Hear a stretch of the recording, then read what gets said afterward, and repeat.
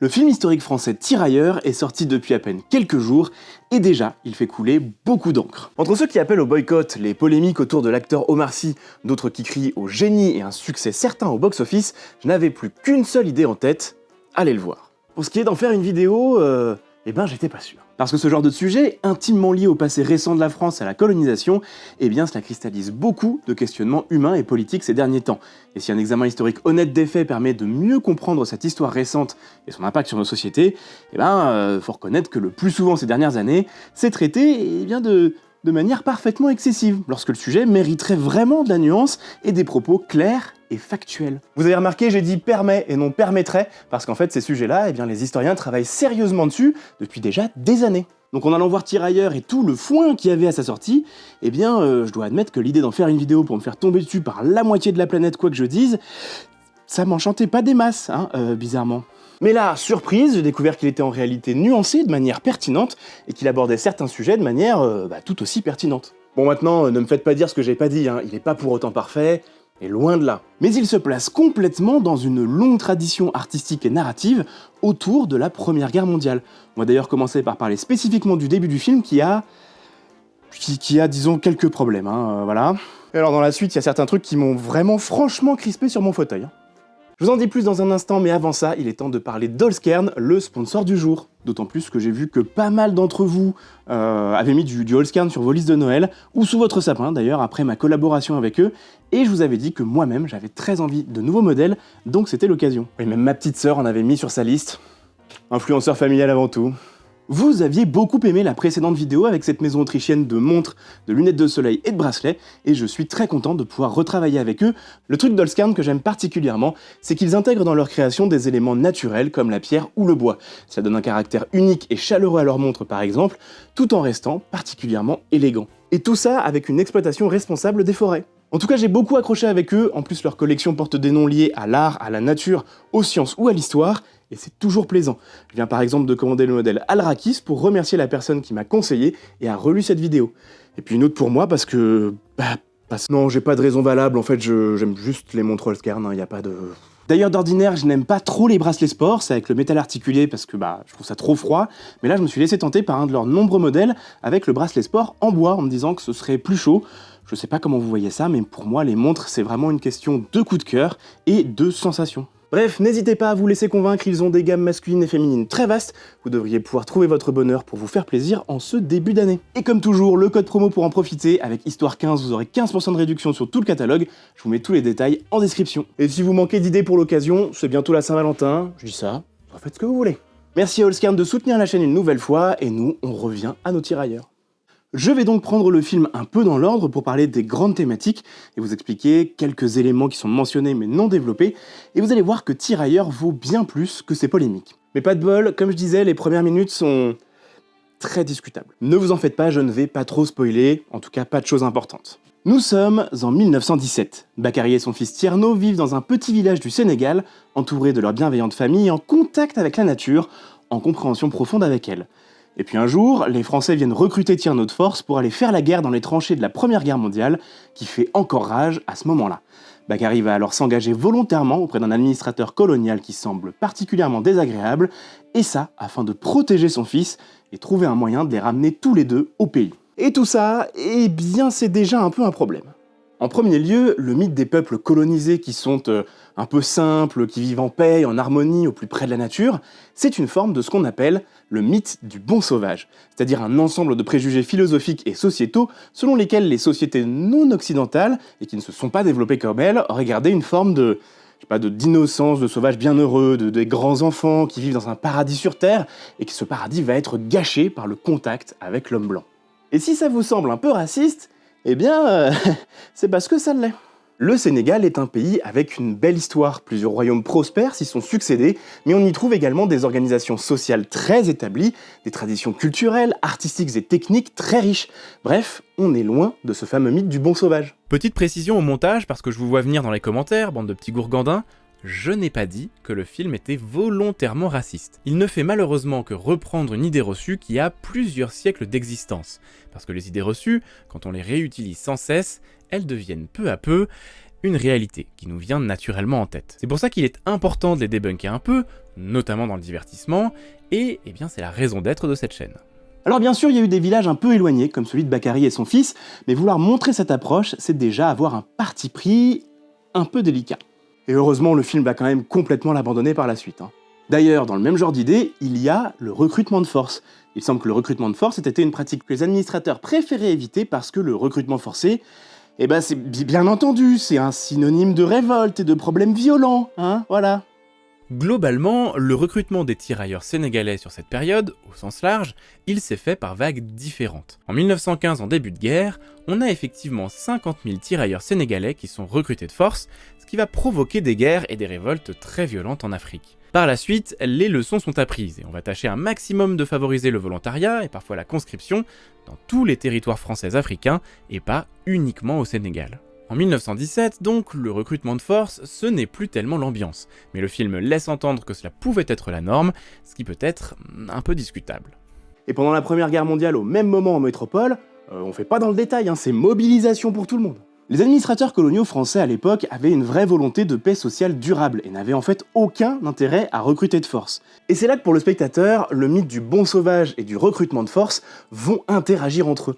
Logiquement, le bon sauvage est trop innocent et trop désarmé pour se révolter face à cette injustice. Donc on va se dire que c'est crédible, alors que la réalité est quand même un peu différente.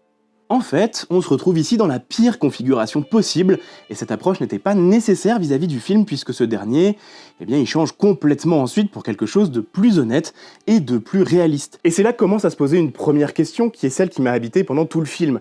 Quelle est la part narrative et artistique de ce genre de production, où ce qui est montré risque d'avoir un impact social très fort, dans un contexte de questionnement de société sur l'impact de la colonisation, à la fois dans notre pays mais également sur les événements internationaux. Faire un film sur les troupes coloniales, ce n'est pas anodin. Et alors à ce moment-là, on est dans le premier quart d'heure du film, et je vous avoue que je suis pas rassuré du tout et que j'ai vraiment très peur pour la suite.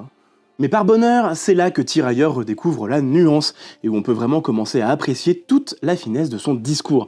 Je vais pas follement vous spoiler le film, encore une fois, il n'y a pas grand chose à spoiler en gros, mais on va suivre en parallèle le parcours de Tierno et de son père, très différent, au sein de ces tirailleurs sénégalais coincés au front, un peu comme le reste de l'armée française, et ce jusqu'au retour au Sénégal. Alors on y voit bien sûr les thématiques classiques de la Première Guerre mondiale, l'horreur des tranchées, l'attente en arrière-ligne, les petites organisations et petits arrangements entre soldats, etc.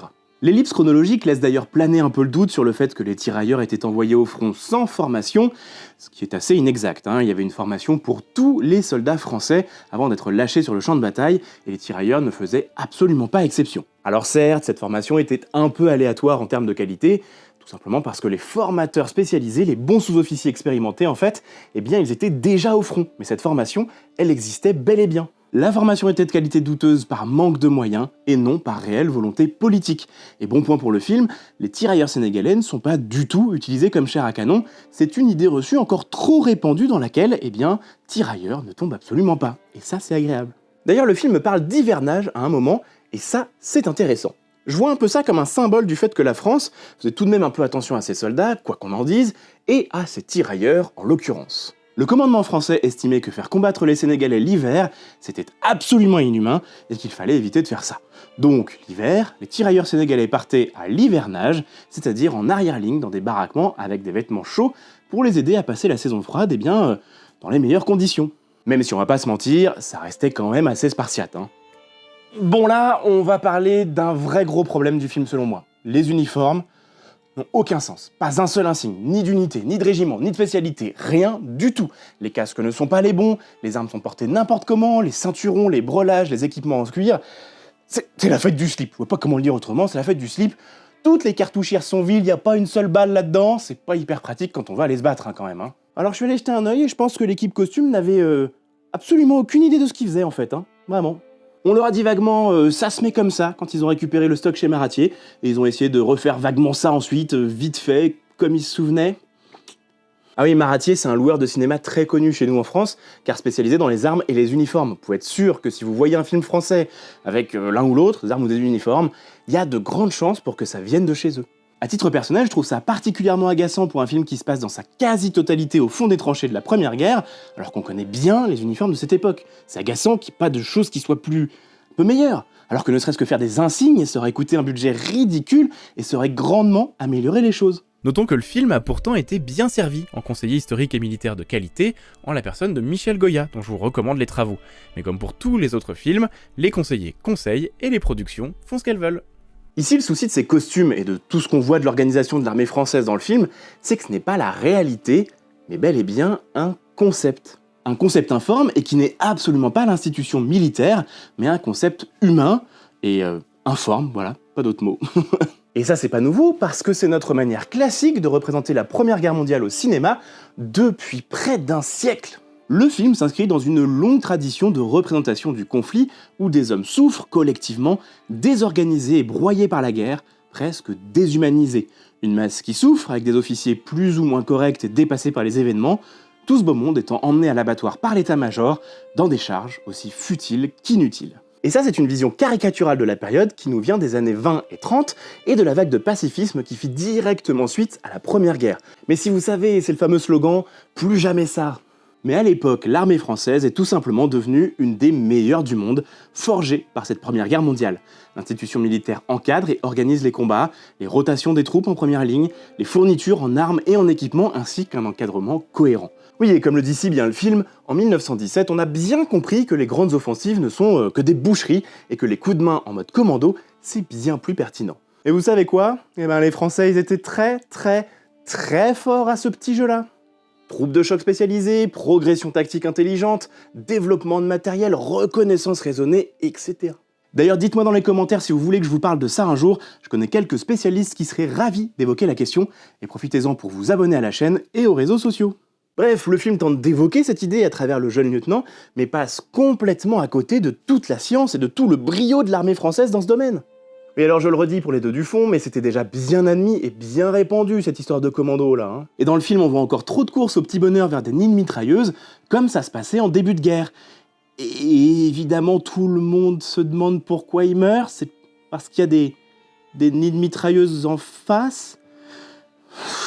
Non. Se repose alors la question, évidemment, de la part artistique et narrative. Ce n'est pas vraiment la guerre qui est montrée là, mais une caricature de guerre. Bien sûr, ce n'est pas complètement faux, mais c'est peut-être un peu trop simpliste. Mais alors, si Tirailleurs traite par-dessus la jambe les costumes des tirailleurs, et qu'il montre une vision tout à fait caricaturale de la Première Guerre, il raconte quoi ce film en fait ? Et c'est là que j'ai compris qu'en allant plus loin que cette toile de fond de la guerre, le film dévoile toute sa subtilité. Parce qu'en réalité, ce sont surtout les relations entre Tierno et son père qui sont évoquées, développées et montrées. D'ailleurs, dans sa distribution en langue anglaise, le film porte le nom de Father and Soldier, et je pense que ce n'est absolument pas un hasard. Mais est-ce bien tout ? Pas vraiment, parce qu'à travers ces rapports père-fils, ce sont aussi certains changements sociaux profonds qui sont évoqués avec nuance et justesse. Tirailleurs, c'est une opposition sociale entre un père qui a fait toute sa vie au pays et ne rêve que d'y rentrer, et un fils qui a la vie devant lui et découvre que dans l'enfer de la Première Guerre, la France peut lui permettre une ascension sociale à laquelle il n'avait absolument pas pensé à l'origine. On voit ainsi dans le film que l'évolution dans la hiérarchie est tout à fait possible pour les soldats noirs. On a d'ailleurs cette scène très juste à un moment où un soldat blanc en train d'accomplir quelque chose de discutable, je spoil pas, eh bien il se retrouve à saluer un sous-officier noir et on sent bien qu'il n'emmène absolument pas large. Voilà, encore une fois, je vous spoil pas la situation, vous verrez bien, mais elle est très juste. Et là-dessus, l'armée française semble avoir été un peu en avance sur son temps, parce que c'était... pas tellement l'ambiance ailleurs. Hein. On voit également que les contacts intimes entre des soldats noirs et des blanches étaient tout à fait possibles, pas forcément fréquents, mais assez pour être notables. Alors bien sûr, et c'est pas abordé dans le film, la France va garder un certain paternalisme vis-à-vis des populations colonisées, exactement comme les autres pays d'Europe. Mais il semble que l'armée française n'ait pas tellement été dans un esprit de ségrégation, même s'il existe un statut différent entre citoyens français et indigènes. Pour autant, les possibilités d'ascension sociale via l'armée exerçaient un véritable pouvoir d'attraction chez ces populations, et on le voit bien dans le film, parce que en fait c'est tout l'enjeu du personnage de Tierno. L'institution militaire permet de développer un véritable parcours personnel, un véritable choix de vie. Ça veut pas dire que celui de Bakary, le père de Tierno, est meilleur ou moins bon. Lui préfère reprendre sa vie au Sénégal, celle qu'il a toujours eue. Ce sont juste deux parcours de vie différents que la guerre va mettre en lumière sans jugement de valeur et évoquer un changement massif pour les sociétés de l'époque. La guerre agit comme un révélateur. Et le film montre avec humanité beaucoup d'autres éléments de la réalité de l'époque. On voit bien que le corps des tirailleurs sénégalais n'est pas soudé par exemple, qu'il y a plusieurs ethnies différentes qui parfois ne parlent pas la même langue et ne se comprennent pas. D'ailleurs, le commandement français organisera l'apprentissage d'une langue spécifique, une sorte de français simplifié, adapté aux activités militaires. Ça va permettre que les tirailleurs se comprennent entre eux et comprennent les officiers aussi. On appelle ça le parler tirailleur, même si le film montre bien que certains soldats parlaient très bien le français par ailleurs. Certains sont victimisés et se font détrousser par les autres, parce que la logique de comportement et des rapports aux autres dépend moins de la couleur de peau que des circonstances et des dynamiques sociales.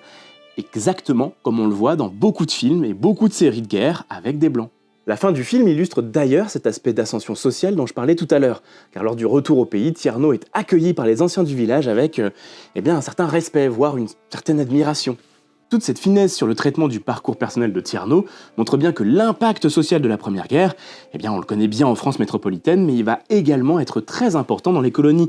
Quand Tierno revient chez lui, on sent que les choses changent et que tout cela aura des conséquences durables à l'échelle du monde. Alors, faut-il voir Tirailleurs ? Comme d'habitude, ce n'est pas à moi de vous dire quoi faire ou non, mais je vous recommande de prendre un moment pour y aller et vous faire votre idée. Si je devais résumer le négatif, je dirais que le film tombe malheureusement dans certaines caricatures assez classiques. Les uniformes approximatifs, la vision d'une Première Guerre mondiale qui n'évolue jamais, une machine humaine sans aucun sens, des hommes perdus dans le conflit, et les premières minutes du film, clairement. Pour autant, Tirailleurs évite également avec brio beaucoup d'écueils et des idées reçues trop couramment admises, en abordant de vraies thématiques finement avec une certaine pertinence. Les acteurs assurent bien, les décors sont bien maîtrisés. Si la réalisation ne prend aucun risque, je trouve qu'elle y gagne pourtant une belle efficacité et un projecteur qui est toujours dirigé vers ce qui est selon moi le plus important, cette question générationnelle et sociale. Certes, on peut clairement regretter les 10-15 premières minutes, mais pour le reste, le film est très nuancé, comme l'histoire devrait toujours l'être. Et la nuance historique, c'est pas tellement ce qui est à la mode en ce moment, hein. Le cinéma, c'est avant tout un héritage, celui d'une tradition de représentation dans laquelle s'inscrit pleinement Tirailleurs avec beaucoup de défauts quand même. Pour autant, le cinéma, c'est aussi un art, un message, un propos. Et celui de Tirailleurs fait son travail en nous proposant d'avancer sur certains sujets et de sortir d'idées reçues qu'on pouvait avoir. Et j'y vois la même chose que Northman, tout n'est pas parfait, certaines choses font râler, mais les bonnes choses sont assez bien menées pour voir tout cela avec une certaine forme d'affection. D'une certaine manière, j'y vois une belle promesse d'avenir pour le cinéma historique français, une forme de progression. Il y aurait évidemment beaucoup de choses à dire sur les tirailleurs et les troupes coloniales au sens large, leur recrutement, leur considération pendant et après leur service, mais je ne peux malheureusement pas tout aborder dans une vidéo, et je vous mets quelques liens en description si vous voulez en apprendre plus. Alors je vais pas vous spoiler la fin du film bien entendu, mais je vais conclure la vidéo un peu de la même manière. Tout le film évoque finalement le fait que ces tirailleurs sénégalais étaient des soldats français, exactement comme les autres, malgré quelques spécificités. Et pour le rappeler, le film se clôture sur une idée qu'il est bon de ne pas oublier. Notre soldat inconnu, sous l'Arc de Triomphe, c'est à la fois un soldat français, un tirailleur sénégalais et marocain, un spahi algérien, un parisien citadin, un charentais de la campagne, un tirailleur vietnamien et un cambodgien. Le soldat inconnu, ce sont tous ceux qui se sont battus pour la France dans la Première Guerre mondiale et au cours de l'histoire. Et ce, quelle que soit leur origine. Si la vidéo vous a plu, n'hésitez pas à vous abonner et à la partager, laissez-moi un commentaire si vous voulez en discuter, et puis dites-moi également si ça vous intéresse, ces petits retours à chaud, soit de films, soit de séries comme j'ai fait les 2 dernières fois, et puis j'en mettrai plus sur la chaîne. D'ici là, n'oubliez pas évidemment que l'histoire est vivante.